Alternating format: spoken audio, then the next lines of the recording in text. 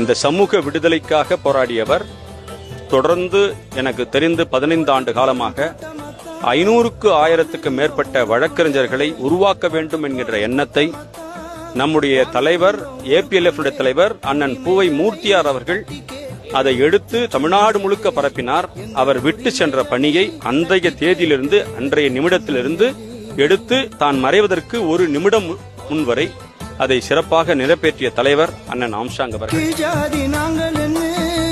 கேவலமா பேசினவன் கீழ்ஜாதி நாங்கள் கேவலமா பேசினவன் தலை எழுத்தையும் தலை கீழா புரட்டி போட்டிங்களே. அவன் தலை எழுத்தையும் தலை கீழா புரட்டி போட்டிங்களே. பட்டம் படித்து சட்டமேதையின் வழியில தான் வந்தீங்க.